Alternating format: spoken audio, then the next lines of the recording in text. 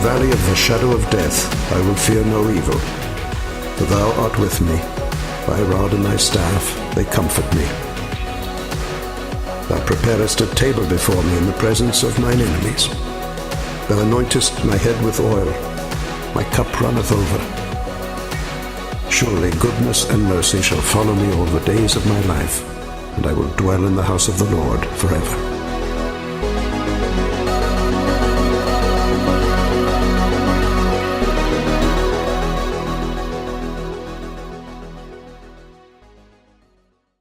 Well, in verse 12 of Psalm 39, David says, "Hear my prayer, Lord, and listen to my cry for help. Do not be silent at my tears." This verse in one sense sets the tenor of this psalm, which is that King David is in a place of great anguish and distress. There's sorrow and pain and grief and torment going on in his life. Well, why? What is the suffering in David's life from? Well, David is suffering. He is in anguish in part because of the Lord. You say because of God. Well, yes, I think that's what's going on here. What seems to be going on is that God is disciplining David for sin that has taken place in his life. In fact, in verses 9 through 11, it seems to be David that really understands this. He says, "I'm speechless, so that I do not open up my mouth because of what you have done. Remove your torment from me. Because of the force of your hand, I am finished. You discipline a person with punishment for iniquity, consuming like a moth what is precious to him. Yes, every human being is only a vapor." And so it seems clear to me, it seems clear to David that the pain that he was experiencing, the suffering that was taking place in his life was due to God disciplining him. And this is not something that's uncommon. In fact, as believers, this is something we should expect to experience. In Hebrews chapter 12, verse 7, the writer of Hebrews says, "Endure suffering as discipline." God is dealing with you as sons. Now, this isn't to say that every instance of suffering that takes place in life is the hand of God disciplining us, but clearly there are times when God is using suffering to correct us, to give us a clearer sense of what's true, to bring us to our senses about what's right, about who God is and how we are to live. And this is what I think David is experiencing. He's experiencing the loving, corrective hand of God in his life. And the question I want to look at here this morning is this, is how does David respond? How does he respond to the disciplinary hand of God in his life? Well, I think there's two things primarily that David does. Two things. The first one is this, is David shuts his mouth. David closes his mouth. In verse 1, he says, "I said, I will guard my ways so that I may not sin with my tongue. I will guard my mouth with a muzzle as long as the wicked are in my presence." David makes a commitment here to keep his mouth shut. Now, I have a few pictures I want to show you of some animals. You have a shark here, great white shark on the left, and a lion on the right. The next slide, you have a pit bull here looking mighty tough and strong, and a grizzly bear here on the right side. Now, when you think about these animals, what makes them so dangerous? What makes you fear them? When they get angry, when they're about to attack, what kind of goes through your mind of what might happen? Well, when I think about these animals, when they get angry, when they get upset, what makes them so dangerous is their mouth, right? You look at these next slides, you have a great white shark here. I don't think anybody wants to go down that deep hole, right, and experience the razor blade teeth of the shark. Or the lion here. I don't know who got that picture. That looks pretty close. Next slide, the pit bull. He's flexing for us right now. He's looking mighty ripped. Or a grizzly bear. And if you know anything about pit bulls, what they do is they actually, when they bite, they lock their jaws down on you. I was looking this week just at some incidences of shark bites and pit bull bites, and I thought I would show some pictures, but I thought, well, probably I shouldn't because it's actually so gruesome to look at. Just what one of these animals can do with one bite, a limb can be ripped off, right, by the bite of a shark. They can create so much damage and cause so much pain in a person's life just by one bite. They're so vicious. And you think about our life, you think about what happens when you experience suffering and pain in your life. What happens to you when life gets hard? Well, sometimes what happens is easy to become angry and frustrated about the situation that you're finding yourself in. And what can also be easy is our anger and our frustration. You think about what is the most damaging thing about us when we begin to get angry and upset? Well, oftentimes it's our mouth. It's our tongue. It's the things that we say. The things that we come out of our mouth when we're upset, we're frustrated, we're in a hard spot in life, and we're feeling all these emotions, and we have all these thoughts, and we can so easily just let it come out of our mouth, and then our tongue becomes something that can create so much damage in our life.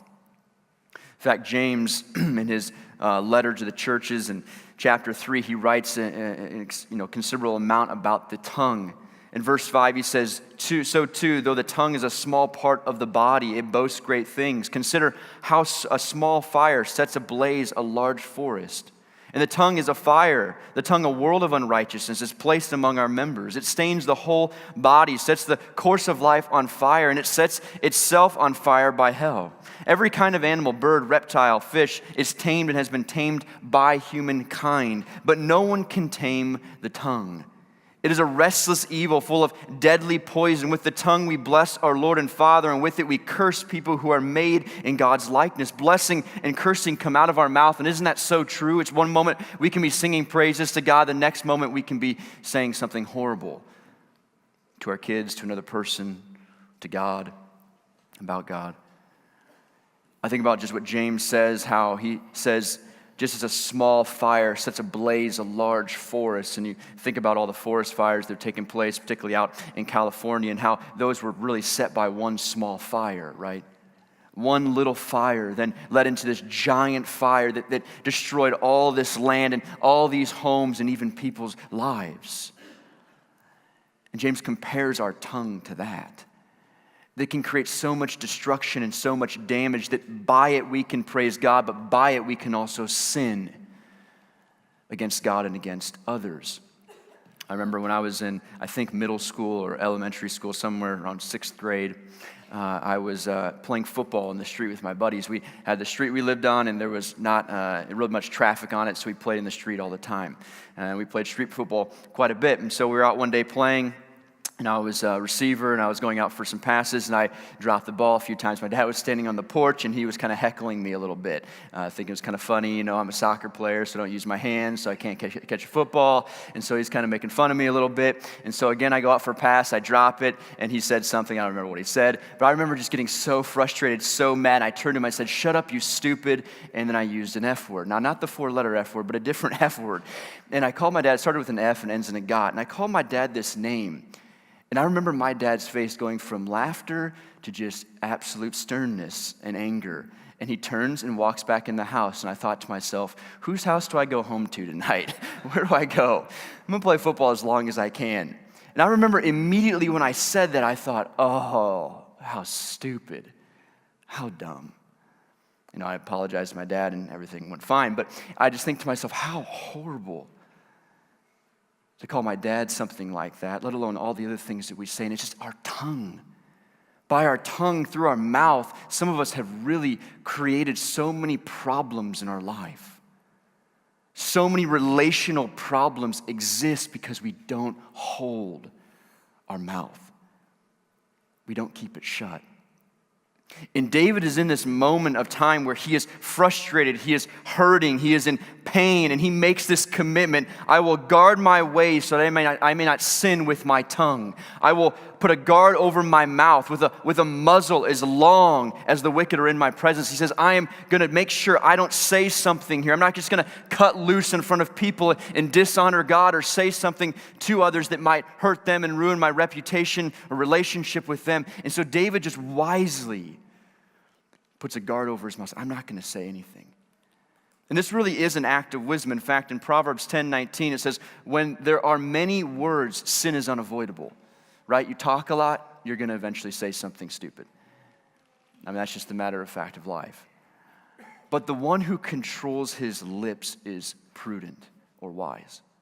That David shows great wisdom by having great constraint over his mouth. In fact, James talks about maturity. A mark of maturity is one who can control his mouth, her mouth. Especially in moments when there's great stress, difficulty, hardship. And you just think about your own life, not to make you feel guilty, but you just think about your own life. What happens to you when you get upset? Do you guard your mouth? Are you careful about what comes out? I'm sure for many of us, For many of us, we found ourselves in situations that we wish we could have taken back the words that we said and shoved them back in our mouth. Because at moments of anger and frustration, it's so easy to open it up and to allow so much hurt to come out. And so David keeps silent. He was speechless, but something happens as David keeps silent about how he feels, about the thoughts and the feelings that are going on in his soul. Something begins to happen. In verse 2 and 3, he says, I was speechless and quiet. I kept silent even from speaking good, and my pain intensified. That David kept silent, and it didn't get better, it got worse. He says, my heart grew hot within me as I mused, a fire burned. That David was experiencing some good old-fashioned just kind of heartburn. On Saturday nights, oftentimes, I will go out to eat with people in my community group, and we'll go to Jethro's at like 9:30 at night. And inevitably, I get something, and inevitably, I wake up in the middle of the night, and I just have this terrible feeling in my stomach. Just some heartburn that is taking place. And you think I'd learn by now, but usually it happens about every other week I go out to Jethro's. I'm eating at 10 o'clock at night, some good old fried food, and it never goes well. You just wake up in the middle of the night feeling terrible, or at least I do. And I think most of my friends experience the same thing. And David is here, he's just in this situation where he is feeling this intense pain just building on the inside. There's this turmoil that is just growing in him, this fire that is burning. And so what does he do? Well, first he keeps his mouth shut, but secondly here what he does is David opens his mouth. In verse 3 he says, my heart grew hot within me as I mused, as I reflected on what was going on. This fire burned and I spoke with my tongue. But what does David mean when he says, I spoke with my tongue? Did he just start saying whatever he felt like saying in front of whomever he was around? Just kind of cutting loose, letting go, just venting? Well, not exactly. David breaks his silence by doing the best thing possible. The best thing that any of us could do is he turns to God and he seeks God in prayer. He begins to talk to God. You think about it in your own life. What do you do when you open up your mouth and you're frustrated? Do you just go and vent it all over Facebook to another person? Or do you go and do you come before the Lord? Do you seek Him? Do you pray to Him? Do you talk with Him? And what I want to look at here with the remainder of our time is, what does David pray? There are three things I think David goes through here in this psalm, at least three that he prays in his prayer to God in this moment of distress and suffering and torment and discipline, the hand of God. The first one is this, is David asks God to give him understanding about the length of his life. He asks God to give him understanding about the length of his life. In verse 4, he says, Lord, make me aware of my end in the number of my days so that I will know how short-lived I am. You know, David here, he's not praying or is not asking to knowledge on when he is going to die, when his life would end. He's not requesting the date of his death here. But he's praying a prayer. He's asking God to give him an accurate apprehension, an accurate understanding about the brevity of his life, about just how long his life really is. He says, God, make me aware. Make me aware at the number of my days so I will know just how short-lived my life is. David's saying, I want to understand just in a real tangible way that my life is just fleeting. God, I want to understand that my life in one sense is nothing. And David begins to reflect on this idea in verse 5. He says, in fact, you have made my days just inches long, and my lifespan is as nothing to you. Yes, every human being stands as only a vapor. And David gives these kind of pictures here. He compares our life to a few different things. One is to this measurement or inches. Now, in the Hebrew language, the word that would have been used here was a word that would describe or use as a measurement that was the smallest measurement in the ancient world, or one of the smallest measurements in the ancient world. And you think about our own language, inches, just inches long is not very long. It's pretty short. When you compare it to something like miles, it's so short. And David's looking at his life, and he's looking at the human life, and he says, our existence is nothing but a few inches. It's so short. And then he says to God, he says, my lifespan is as nothing to you. Think about God, who is eternal, who is always has and always will be, has no beginning, has no end. And David's looking at his life in view of this eternal God and thinks, my life is nothing. It's just a drop in the ocean. We're just a vapor. You know, in the wintertime, you're driving around and you can see the exhaust coming from people's cars, and it just comes out and just dissipates. It just evaporates away. And David says, this is what the human existence is like. We're like a vapor that just comes today and is gone tomorrow, that we're here one moment and we're gone the next moment. That life as human beings is so short in comparison to what is to come, eternity. And it's so interesting to me that this is the first thing that David prays about. He doesn't ask God to remove him from the situation. He doesn't ask God to remove the pain that is going on in his life. He does do that later, and we'll get to that. But he starts with this request. God, would you help me to understand just how short-lived my life really is? Now, this is a very wise request. In fact, Psalm 90 verse 12 says, Moses is writing here and he says, teach us to number our days carefully so that we may develop wisdom in our hearts. So you know what happens when you begin to think about the brevity of life, the shortness of life, that your life is really only inches, it's just a drop in the ocean, a vapor, a shadow that's here today and gone tomorrow. All of a sudden, life comes into perspective. That what really matters begins to be sifted out from all the things that don't matter. That you gain wisdom about how you should proceed with your life. You begin to think about what is really important, what really matters at the end of the day, so to speak. And David, in this state of mind, thinking about these things, he says, yes, in verse 6, a person goes about like a mere shadow. Indeed, they rush around in vain, gathering possessions without knowing who will get them. And I've been thinking about this verse this week, particularly these 3 verses, and it's so convicting to me.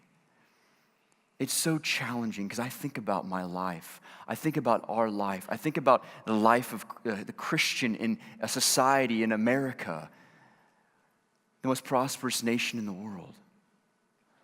And I think about the temptation that there is just to run around and to gain and to get and to possess more and more stuff. To get the next latest and greatest phone, latest and greatest car, to live to get the most amount of money we can possibly gather, the nicest homes, all the clothes, all the experiences. None of that stuff is inherently wrong. But yet we can set our life on things, to go after things that at the end of the day, David says they are in vain. They will never actually matter. They're gathering possessions without knowing who will even get them. Or Paul puts it this way. He says, you came into the world with nothing, and you will exit the world with nothing. We didn't come into this world with basketballs or shoes or phones or cash or credit cards or clothes or homes or anything. We came into this world totally naked. And we're going to leave that way in one sense. That all this stuff that we have, all the things that we possess is going to be left here. It's not coming with us. In fact, one day when God restores and recreates the heaven and the earth, He is going to destroy all things. Everything will just be taken away. And I think for some of us, that's probably a very scary thing to think about. It's like, what am I living for? What am I actually going after?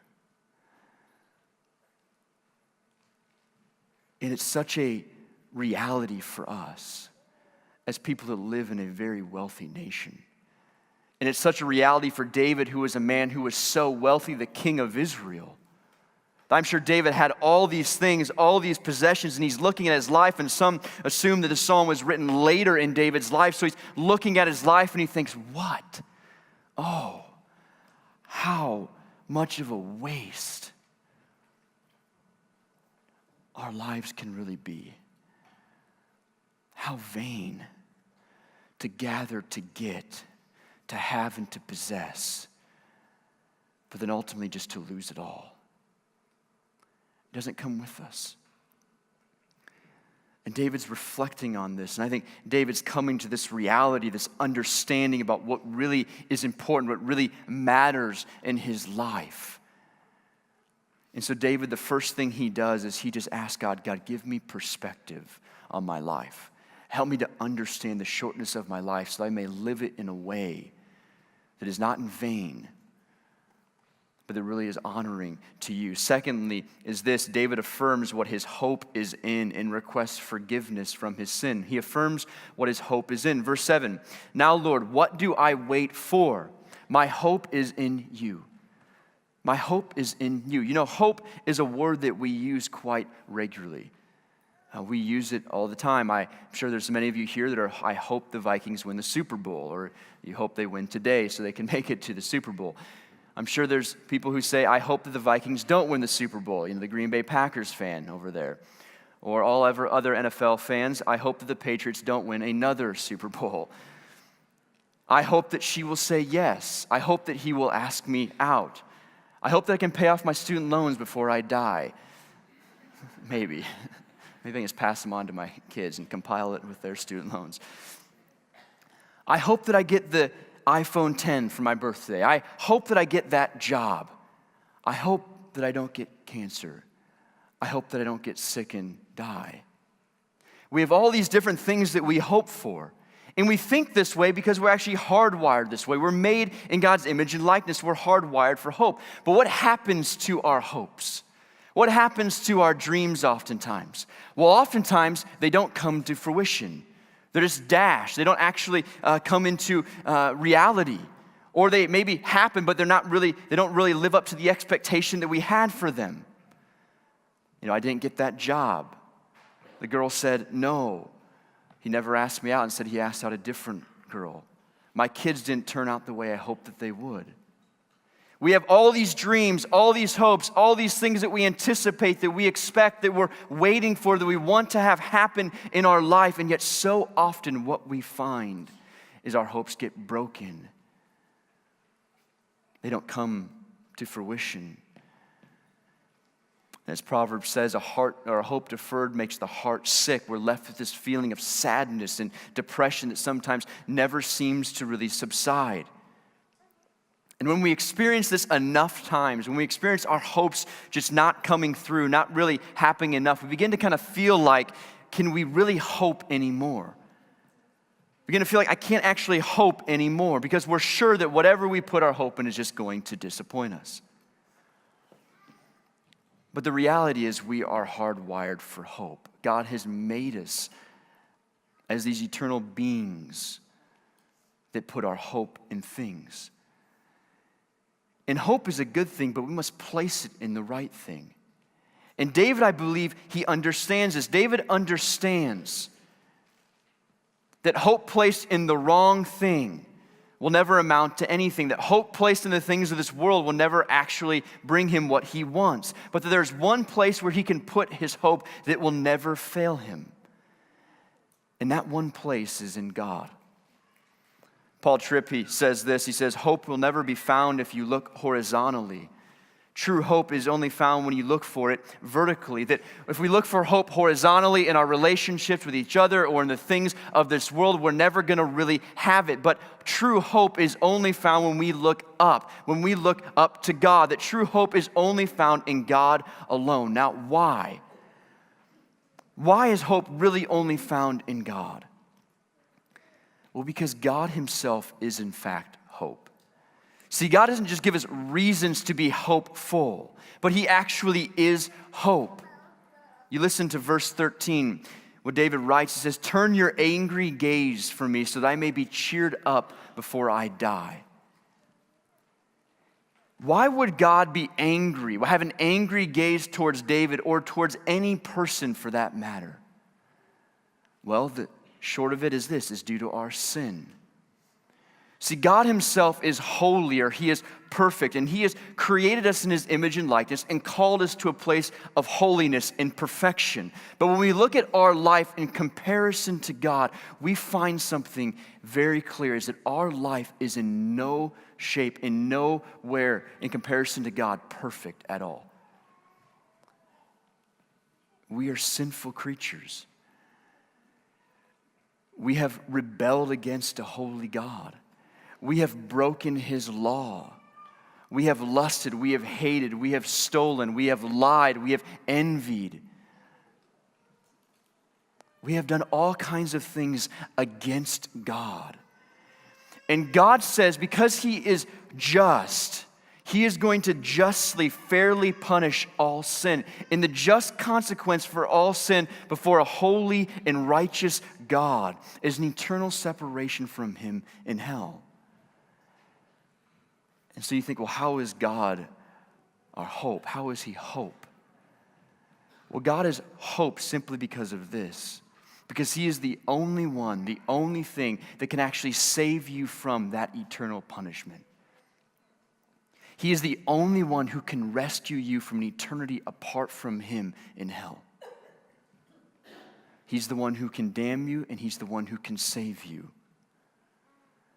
And see, what God has done is that he loves us, and because of his love, he did something about our state of condemnation, our state of sin, our rebellion. And he sent his son Jesus, who is fully God, became fully man, who was tempted like we are tempted, but yet never gave in to sin, and who voluntarily laid himself down on a cross. And upon that cross, he was not dying a death because he was some criminal who deserved to be punished, but he was on this cross and he was bearing the sin of the world, the sin that you and I have committed, our rebellion before a holy God. And he was saying, I am taking upon your sin. And he became sin and he allowed the wrath of God to be poured out on him so that you and I would never have to experience 1 ounce of God's wrath. See, Jesus was separated from God so that you would never have to be separated from God. See, God is our hope because he's the one who is able to rescue us from the punishment, the consequences of our rebellion against him. And David, to some degree, not probably in this entirety, but to some degree understands. He understands that this is who God is. And so in verse 8, he says, rescue me from all of my transgressions. In verse 7, my hope is in you, and rescue me from my transgressions. Forgive me for what I have done, for you are the only one who can actually forgive me for my sin. You're the only one who can take away the consequences for what I have done before you. No one else. And I got to believe that as David is thinking about the shortness of his life, that he begins to kind of come into perspective what really matters. And what really matters is, God, my hope is in you. My trust is in you. My total reliance, dependence is upon you. And so David says, God, my hope. Who do I wait for? What do I wait for? It's you. It's you that I'm waiting for. How about you? What is your hope in? Who are you trusting in? Have you embraced Christ as your Lord and Savior? Have you surrendered all to him as the only one who can really save you from the consequences, the eternal punishment of your sin? David saw God as his hope, and that's how we should view God as well. So David asks God for perspective on his life. He affirms his hope is in God. Thirdly, David asks God to give him relief. He asks him to give him relief as we get to the end of this psalm. Verse 10, remove your torment from me, Because of the force of your hand, I am finished. You discipline a person with punishment for iniquity, consuming like a moth what is precious to him. Hear my prayer, Lord. Listen to my cry. Do not be silent at my tears. Turn your angry gaze from me. As I said, David, again, he's clearly in distress and torment. And David looks at God and he says, consuming like a moth what is precious to him. It's as though it seems as though he felt as God was just chewing up his life. Moths, they would consume, a garment, a piece of clothing. And David, it's like as God is saying, as though God has kind of consumed his life, as though David had probably gone through some real loss here of relationships, of possession, whatever it might be, as a part of God disciplining him for what was happening in his life. And again, David understands on some level that God is disciplining him, that he has sinned against God and therefore he deserves this rebuke, God's rebuke in his life. As I said at the beginning of the message, God will use suffering in your life to correct you. As believers in Christ, we should expect God to discipline us for our illicit behavior. Now, not because he hates you and he's against you, but because he loves you and greatly cares about you. Hebrews 12 speaks pretty extensively to this subject of discipline, God's discipline. In verse 5, the writer of Hebrews says, "My son, do not take the Lord's discipline lightly, or lose heart when you're reproved by him." Why? For the Lord disciplines the one he loves and punishes every son he receives. So you know what discipline, in part what it's doing? If you're under the discipline, the corrective hand of God is that God is affirming to you that you are his son, you are his daughter, that you belong to him. See, a father, the writer goes on to say, a father disciplines his son, disciplines his daughter. Parents correct their children. Why? Well, in reality, or the way it should be done, is because we love our kids. We want what's best for them. And see, God is a father who wants what's best for you. And yes, the writer of Hebrews says in verse 11, discipline is not enjoyable. In fact, it's painful. And you see this with David. It is painful. It is hard. But the writer in Hebrews says it yields a peaceful fruit of righteousness to those who have been trained by it. But see, it does something. The discipline of God is doing something.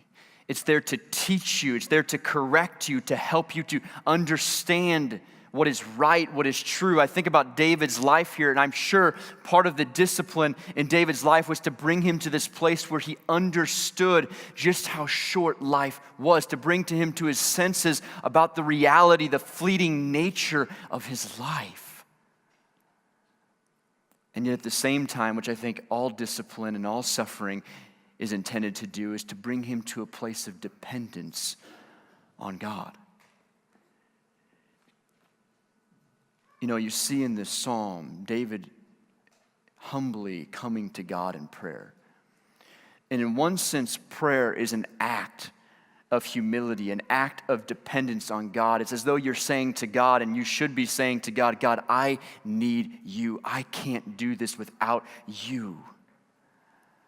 And in many cases, and I think in many situations, this is what God is trying to work out in our life. He's trying to bring us to this place where we just get low and we become totally reliant on him. We're humble, depending on him. We're repentant of our sin, looking to him for help. And this is where David seems to be.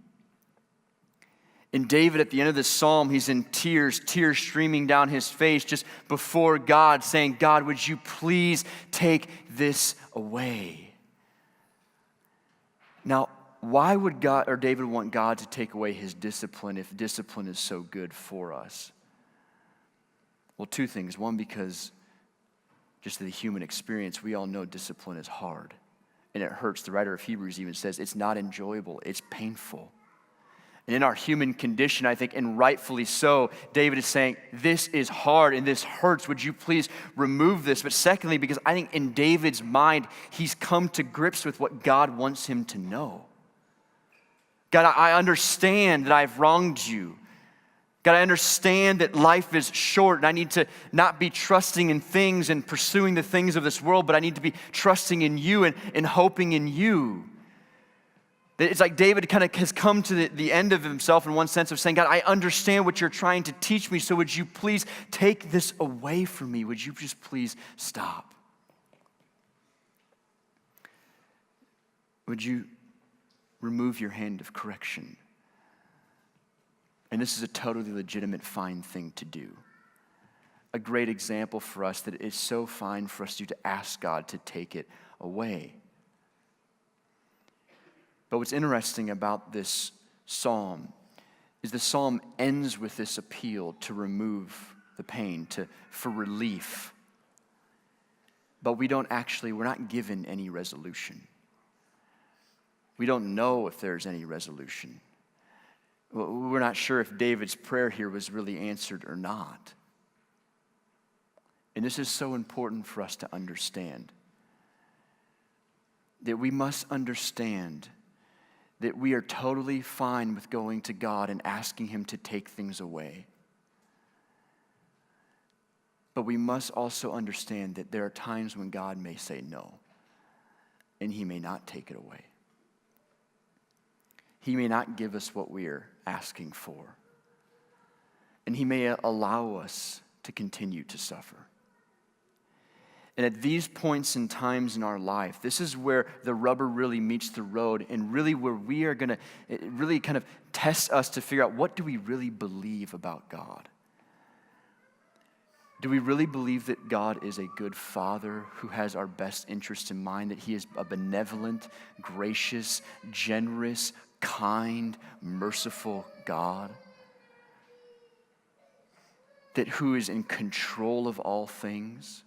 Who's sovereign over all things, and in his sovereignty, he is allowing or causing us to go through something that is so hard and so painful, but he is doing it with your best interest in mind. That God can even use the lowest points, the most difficult things in our life for good. And I tend to think that the suffering in the discipline of God, the good that it produces in our life is a greater dependence on him, a greater determination to just trust in him, to land in this place where, God, I trust you. To come to this place where David, I think, was at, where David was asking for relief, but yet at the same time, he was affirming, God, I trust you. My hope is in you. Please take this away. But at the same time, God, I will trust you. I'll go with you. I'll follow you. That's where we want to be, in this same place. But what do we do? Well, the three applications here in closing from this psalm. First one is very practically is this: we need to learn to put a guard over our own mouth. Now, in times of great frustration or anger, when we're hurting, when our feelings are raging, what we need to learn to do is cover our mouth. We learn to cover our mouth and really ultimately go to the Lord and cast our burden upon him, seek him in prayer.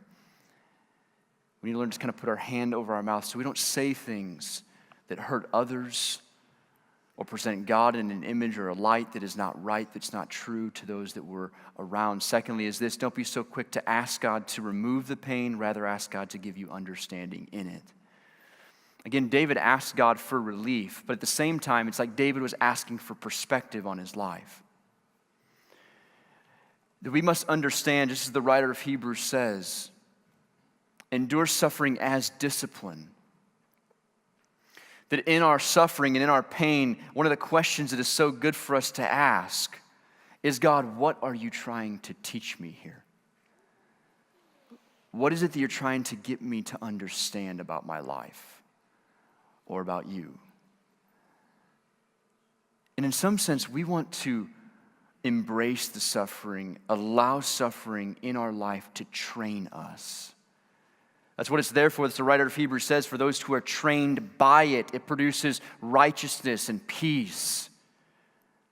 But then there's a willingness to kind of embrace it.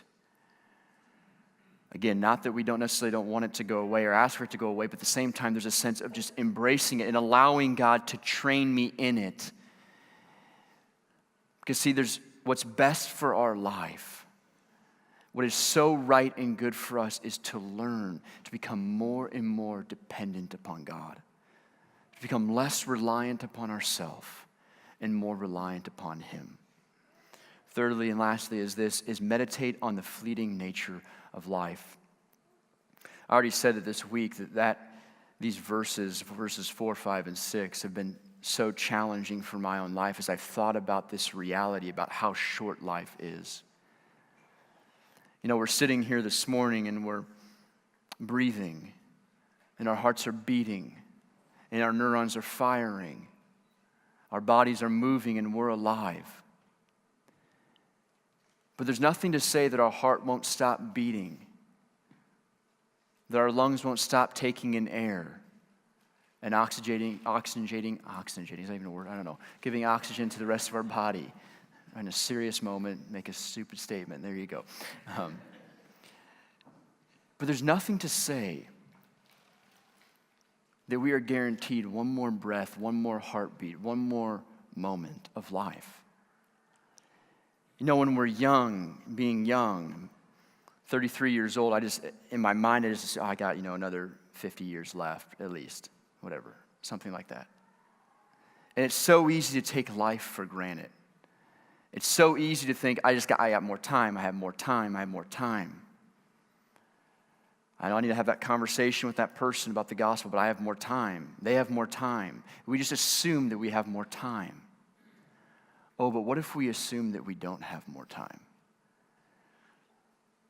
What if we began to recognize and realize just how short-lived this life really is? That we're not guaranteed another moment of time.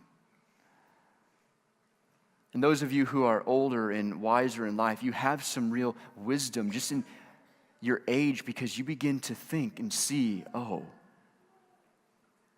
my years may not be very many. I may not have much more time. And what does that do for you? What does that do for us? Well, it just puts into perspective what really is important in life. It puts into perspective what really matters.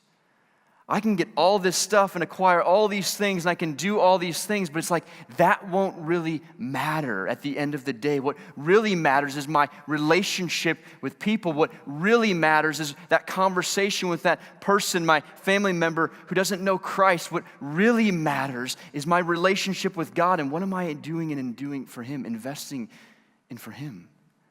Make all these investments for now or for the future in this life. But are we investing in really the next life? And if you want to invest in the next life, if you want to live your life with this real, just clear determination to say, I'm going to live for the next life, you have to meditate on, you have to think about the fleeting nature of life. You have to view your life, look at your life in view of eternity. And when you do it, it is so sobering. It's like I almost can't even handle it because I think about my life and think, oh, what am I doing sometimes? What am I doing? Why am I buying that? Why am I watching this? Why am I spending my time this way? Why? And it's almost scary. And I think sometimes we almost just don't want to do it. It's easier to kind of live right in ignorance. Ignorance is bliss. Like I just don't want to think about that reality. But the truth of the matter is that reality is true. It's like life is short, and someday it's going to end, and someday you're going to stand before God. We're going to stand before God, and we have to give an account for this life. And someday we're going to look at our life, and it's going to be tested, as it says in 1 Corinthians. And we're going to look at our life, and we're going to find out, is this stuff that we have, this life that we lived, was it really worth it? Because it's going to be tested by fire. And you know what happens to possessions, to clothes, to material, to money? When it gets exposed to fire, it just disintegrates. It's gone. It's not there. It doesn't exist. I don't think you nor me want to stand before the Lord one day and look at our life and just see a pile of ashes. Not because we're not Christians and we're going to help. I'm saying because of what we did with the knowledge that we have about this life. It's going to happen. And so for me and for us, I think for as a church, I think what we want to do is we want to get into this reality of, okay, life is short. Life is short. Not like I'm going to, we're all going to die in this next moment, but just this perspective. Because as Moses says in Psalm 90, verse 12, teach us to number our days carefully so that we may develop wisdom in our hearts. That's what I want. I think that's what you want. I want to develop wisdom in my heart. I want to live a wise life. But in order to do that, I have to look at the fleeting nature. I have to look at my life in view of eternity. Let's pray. Father, it is a sobering thing to think about. But God, it's good for us to be sobered up. Lord, we need it. I think about just even after holidays, Lord, it's so easy to just become consumed with things. And Lord, you have blessed us in so many ways, and we want to recognize those blessings, God, that we have a lot of stuff, we have a lot of things, and God, you've provided for us, and you've taken care of us, and you've given us more than, Lord, we even need. But God, I pray that we would not worship the things that we have, Lord, but I pray that we'd worship the one who has created all things. I pray, God, that you just give us a real understanding about our life. God, help us. God, help us just to walk out of here today, Lord, just with a sense of, Lord, just a refreshment of understanding of what we need to prioritize in our life, what really matters. But not with the sense of, oh man, my life sucks. Let's just start afresh here now and walk out, Lord, today and just think, okay, what really matters? What do I need to give priority to in view of the fact that this life is short, eternity is forever? Lord, I want to make my eternity, my dwelling with you count. I don't want to die with a pile of ashes behind me. Just my life incinerated and burned up, used for nothing. So God, give us perspective. Give us wisdom. Thank you for your grace. God, thank you that you are merciful and compassionate towards us. We pray these things, Jesus, in your name.